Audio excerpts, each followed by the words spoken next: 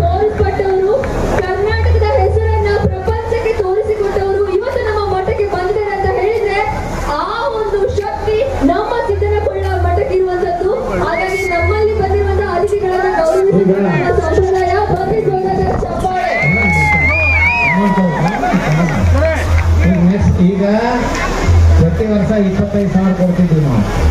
ಈ ಸರಿ TADA ಸೇರಿ 50,000 ಕೊಡಕತ್ತೀವಿ. ನನ್ನ ಭಕ್ತರು ಹಂಗೆ ಕೊಟ್ಟಾರೆ 50,000 ನಗದು ಪುರಸ್ಕಾರ. ಇದನ್ನ ಅವರು ತಗೊಂಡು ಹೋಗೋದಲ್ಲ. ಮತ್ತೆ ಅನ್ನ ಹೇಳ್ತೀನಿ, ಇದು ಅವ್ರು ಒಂದು ಮಾತು ಹೇಳಿದ್ರು, ನಾನು ಚಾರಿಟಿಗೆ ಕೊಡ್ತೀನಿ ಗುರುಗಳೇ, ಚಾರಿಟಿಗೋಸ್ಕರ ಬರ್ತಾ ಇದ್ದೀನಿ ಅಂದರು. ನಿಜವಾಗ್ಲೂ ಚಾರಿಟಿಗೋಸ್ಕರ ಬರ್ತಾ ಇದ್ದಾರೆ ಅವರು. ಅಲ್ಲ ಒಂದು ಸ್ಕೂಲ್ ಅಲ್ಲ ಆ ಸ್ಕೂಲಿಗೋಸ್ಕರ ನೋಡ್ರಿ, ಒಬ್ಬ ದೊಡ್ಡ ಮ್ಯೂಸಿಕ್ ಡೈರೆಕ್ಟರ್ ಬರೀ ಒಂದು ಮಾತಿಗೆ ಬರ್ತಾನೆ ಅಂದ್ರೆ ನಮ್ದು ಭಕ್ತರು ಶಕ್ತಿ ಎಷ್ಟು ವಿಚಾರ ಮಾಡ್ತೀನಿ. ವೆರಿ ಪವರ್ಫುಲ್ ನಮ್ಮ ಡೆವಟೀಸ್ ನೋಡ್ರಿ. ಕ್ಯಾಶ ಕೊಟ್ಟು ಮತ್ತೆ ಯಾರ ರೇಡ್ ಮಾಡಿದ್ದಾರೆ. ನಾನು ಈ ಸದ್ಯ ನಮ್ಮ ರಾಜು ಅವರು, ಚಿನ್ನಾಡ್ ರಾಜು ಅವರಿಗೆ ರಾಜ್ಯ ಪ್ರಶಸ್ತಿ ನಮ್ಮ ಶಾಸಕರು ಕೂಡ ಇಬ್ರು ಸೇರಿ ಕೊಡ್ರ. ಬಾಮ ನೀ ಬರೀ ಇಬ್ರು ಮಾಡಿ ಹೋಗ್ರು ಅಂದ್ರೆ ಇಬ್ರು ಮಾಡ್ರಿ. 25 ಇವ್ರಿಗೆ ಈ ವರ್ಷದಿಂದ ಏನಾಗೈತೆ ಅಂದ್ರೆ ರಾಜ್ಯ ಪ್ರಶಸ್ತಿ ಕೊಡ್ರಿ ಅಂತೇಳಿ ಒತ್ತಾಯ ಮಾಡಿದ್ರು ಎಲ್ಲರೂ. ರಾಷ್ಟ್ರ ಪ್ರಶಸ್ತಿ ಯಾಕೆ ಕೊಡ್ತೀರಿ, ರಾಜ್ಯ ಪ್ರಶಸ್ತಿ ನಮ್ಗೆ ಕೊಡ್ರಿ ಅಂದ್ರೆ ನಾವು 15,000 ಮಾಡಿದ್ವಿ. ಆದ್ರೆ TADA ಸೇರಿ 25 ಕೊಡಕತ್ತೀವಿ ಅಂತ ಚಪ್ಪಾಳೆ ಹೊಡ್ರಿ ಎಲ್ಲರೂ. Thank you. ಹೊಡಿತಾರೆ ಮಾಡಿ ಧನ್ಯವಾದಗಳು. ಹಾಗೇನೆ ಈಗ ಅವ್ರದ್ದು ಭೇಟಿ ಆಗಲಿ ಜನ ಹೋಗಿ ಹಾಲಿವುಡ್ ಫಿಲ್ಮ್ ವಿಸಿಟ್ ಮಾಡಿಲ್ಲ ಗ್ಯಾರಂಟಿ. ನೀವು ನಮ್ಮ ಮಟ್ಟಿಗೆ ಬರಬೇಕು, ಇನ್ನೊಂದು ರೂಪಾಯಿ ಬರಬೇಕು.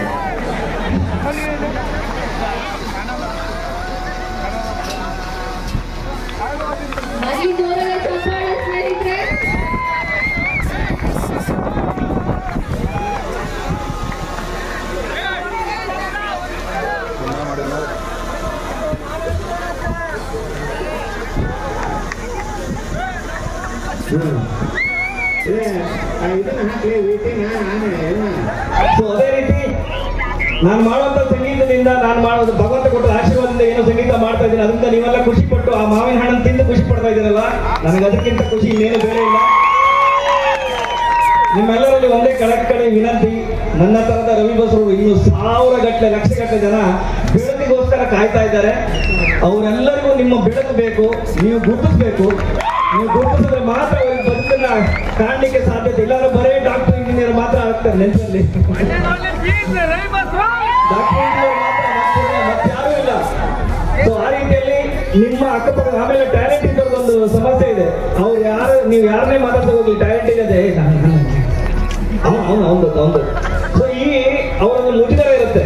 ಅಂತವ್ರು ನೋಡಿದಾಗ ಹುಟ್ಟು ತೊಳೆದು ಮುಂದೆ ಬಿಸಾಕಿ ಬಿಡಿ, ಇಲ್ಲಾಂದ್ರೆ ಅವ್ರು ಮುಂದೆ ಬರಲ್ಲ. ಅವ್ರು ಬಾವಿ ಬೀಳದೆ ಅವ್ರ ಮೇಲೆ ಇಡಲ್ಲ. ಸೊ ಪ್ರತಿಭೆಗಳನ್ನ ಕಂಡಾಗ ಅವರನ್ನ ಎತ್ತಿ ಮುಂದೆ ಸ್ಟೇಜಿಗೆ ಬಿಟ್ಟುಬಿಡಿ, ಅವ್ರು ಬದುಕೊಂತಾರೆ, ನಿಮ್ಮ ಹೆಸರಲ್ಲಿ ಬದುಕೊಂತಾರೆ. ಅದಕ್ಕೆ ನನ್ನ ಜೀವನ ಉದಾಹರಣೆ.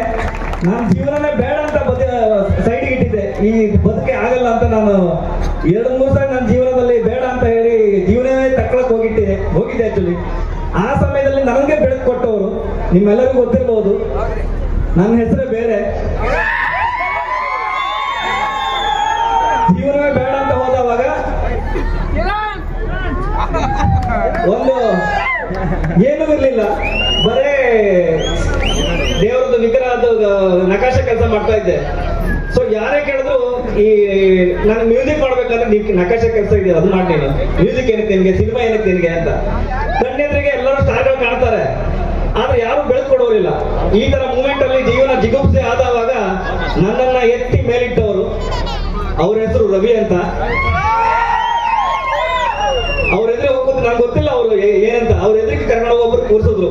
ಅವ್ರು ಕೂರ್ಸದ ಮೇಲೆ ಮಾತಾಡ್ತಾ ಅವ್ರು ನಾನು ನೋಡಿ ಹೇಳ್ತಾ ಇದ್ರು, ಎಂಟೊಂದು ಕರ್ಕೊಂಡು ಕೂರ್ಸಿದೀರಾ ಕಾಮತ್ರ, ನೀವು ಈ ಮನುಷ್ಯ ನಿಮ್ಗೆ ಸಿಗ್ಬೇಕಂದ್ರೆ ಒಂದು 4 ರಿಂದ 5 ತಿಂಗಳು ಕಾಲ್ ಸಿಟ್ಟು ವೇಟ್ ಮಾಡ್ಬೇಕು, ನೀವು ಅಲ್ಲಿ ತನಕ ಸಿಗಲ್ಲ, ಇವನು ಆ ಮಟ್ಟಕ್ಕೆ ಬೆಳಿತಾನೆ ಅಂತ. ನಾನು 3 ದಿವಸ ಆಯ್ತು ಊಟ ಮಾಡಿದ್ರೆ, ಒಂದು 5 ರೂಪಾಯಿ ಇದ್ರೆ ಕೊಡಿ, ಒಂದು ಚಿತ್ರಾನ್ನ ತಿನ್ಕೊಂಡ್ ಬರ್ತೀನಿ, ಆಮೇಲೆ ನೀವು ಏನ್ ಬೇಕಾದ್ರೆ ಹೇಳಿ ಅಂತ. ಈ ಜಾತಕ ಪಾತಕ ಇದೆಯಲ್ಲ ಅದು ನೋಡ್ಕೊಂಡು ಎಲ್ಲರೂ ಹೇಳ್ತಾರೆ ಅದು ಯಾವಾಗ ಆಗತ್ತಂತ ಗೊತ್ತಿಲ್ಲ. ನೇರ ನಂಬರ್ ಕಬ್ಬಾಯಿಗ ಅಂತ ಆ ಮನುಷ್ಯ ನಾನು ನೋಡಿದವ್ರು, ನಾನು ಅವ್ರ ಹತ್ರ ಮಾತಾಡ್ತಾ ಸಿಟ್ಟು ನೆತ್ತಿಗೆ ಇರ್ತು. ಏನ್ ಸರ್ ನೀವು ಕೊಡ್ತೀರಾ ದುಡ್ಡು? ನನಗೆ ಕೀಬೋರ್ಡ್ ತಗೊಂಡ್ಬೇಕು, ಕೀಬೋರ್ಡ್ ಇದೆ ನನ್ನ ಹತ್ರ, 35,000 ರೂಪಾಯಿ ಬೇಕು, ಕೊಡ್ತೀರಾ ನೀವು ಅಂತ ಕೇಳಿದೆ. ಹಿಂದೆ ಮುಂದೆ ನೋಡ್ಲಿಲ್ಲ ಆ ಮನುಷ್ಯ, ಟ್ರೆಜರಿಯಿಂದ ದುಡ್ಡು ತೆಗೆದ 35,000 ರೂಪಾಯಿ ಕೊಟ್ಟ. ಹೋಗು ನೀನ್ ಕೀಬೋರ್ಡ್ ತಗೋ, ಈ ದುಡ್ಡನ್ನ ಹಂಗೆ ಕೊಡ್ಬೇಡ, ಈ ಕೆಲಸ ಕೊಡ್ತೀನಿ ನಾನು, ಇದನ್ನ ಆ ಕೆಲಸ ಕೊಟ್ಟ ಆ ಕೆಲಸದಿಂದ ತೀರಿಸ್ತೀನಿ 35,000 ಅಂತ. ಅವತ್ತು ಅಲ್ಲಿಂದ ಅಳ್ತಾ ಹೋಗಿ ಆ ಕೀಬೋರ್ಡ್ ತಗೊಂಡೆ. ಅವತ್ತೇ ಡಿಸೈಡ್ ಮಾಡಿದೆ, ನನ್ನ ಹೆಸರು ಬೇಡ, ನನ್ನ ಹೆಸರಿಗಿಂತ ಇಂಪಾರ್ಟೆಂಟ್ ನನಗೆ ಮರುಜೀವ ಕೊಟ್ಟವರು ಅವರು. ಇವತ್ತಿಗೆ ಇಡೀ ಪ್ರಪಂಚ ನನ್ನನ್ನ ಕರಿತಾ ಇದೆ ರವಿ ಬಸ್ರು ಅಂತ. ಆ ಎಲ್ಲ ಕ್ರೆಡಿಟ್ ನಾನು ಮಣ್ಣಿಗೆ ಸೇರೋ ತನಕ ಆ ಮನುಷ್ಯನಿಗೆ ಹೋಗ್ಬೇಕು. ಆ ಮನುಷ್ಯನ ಹೆಸರೇ ರವಿ ಅಂತ. ಅದಾದ್ಮೇಲೆ ನನಗೆ ಬದುಕು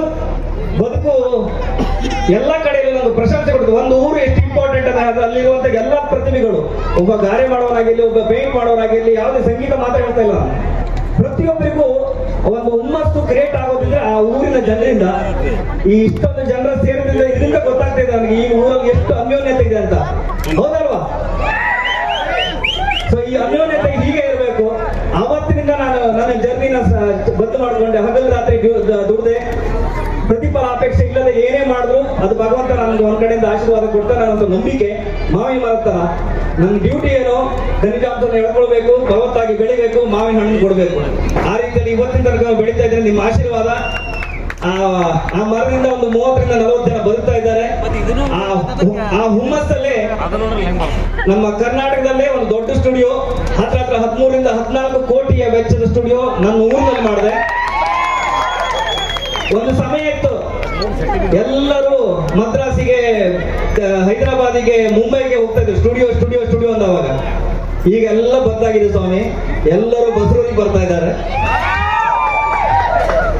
ಸಾಧ್ಯತೆ ಇದೆ, ಮನಸ್ಸು ಮಾಡಿದ್ರೆ ಎಲ್ಲರೂ ಸಾಧ್ಯತೆ ಇದೆ. ನಿಮ್ಮ ಹತ್ರ ಆಗಿಲ್ಲ ಅಂದ್ರೆ ನಿಮ್ಮ ಅಕ್ಕಪಕ್ಕದಲ್ಲಿ ಯಾರಿದ್ದಾರೆ ಸಾಧ್ಯತೆ ಇರೋವನ್ನ ದೂಡಿ. ಊರು ಬೆಳೆದ್ರೆ ಗ್ರಾಮ ಬೆಳೆದ್ರೆ ತಾಲೂಕು ಬೆಳೆದ್ರೆ ಜಿಲ್ಲೆ ಬೆಳೆದ್ರೆ ದೇಶ ಬೆಳೆದ್ರೆ ರಾಷ್ಟ್ರ. ಅದು ಬಿಟ್ಟು ಬೇರೆ ಸಾಧ್ಯನೇ ಇಲ್ಲ. ಹಳ್ಳಿ ಬೆಳಿಲೇಬೇಕು. ಹಳ್ಳಿ ಬೆಳಿಬೇಕಂದ್ರೆ ಅಲ್ಲಿರುವಂತ ಪ್ರತಿಭೆಗಳು ಹೊರಗಡೆ ಬರ್ಬೇಕಲ್ಲ. ಅದೆಲ್ಲಕ್ಕೂ ನೀವು ಸಾಥ್ ಕೊಟ್ರೆ ಮಾತ್ರ. ಕೊಡ್ತೀರಲ್ವಾ? ತಂದಾನಿ ನಾನೇ ತಾನಿ ತಂದಾನೋ ತಾನೇ ನಾನೇನೋ, ತಂದಾನಿ ನಾನೇ ತಾನಿ ತಂದಾನೋ ತಾನೇ ನಾನೇನೋ, ತಂದಾನಿ ನಾನೇ ತಾನಿ ತಂದಾನೋ ತಾನೇ ನಾನೇನೋ. ಸಲಾಂ ರಾಕಿ ಬಾಯ್, ಸಲಾಂ ರಾಕಿ ಬಾಯ್, ಸಲಾಂ ರಾಕಿ ಬಾಯ್, ಸಲಾಂ ರಾಕಿ ಬಾಯ್, ಸಲಾಂ ರಾಕಿ ಬಾಯ್, ಸಲಾಂ ರಾಕಿ ಬಾಯ್.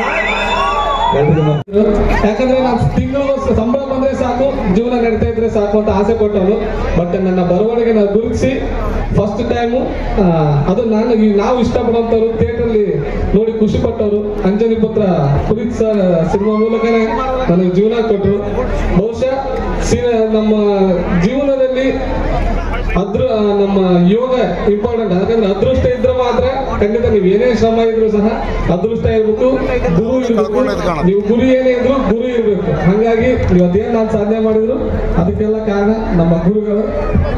ನಿಮ್ಮ ಪ್ರೀತಿ ಪ್ರೋತ್ಸಾಹ ಸದಾಕಾಲ ನನ್ನ ಜೊತೆ ಇರಲಿ ಅಂತ ಕೇಳಿದ ನಿಮ್ಮ ಆಶೀರ್ವಾದ ಕೇಳ್ತಾ ಇದ್ದೀನಿ. Thank you.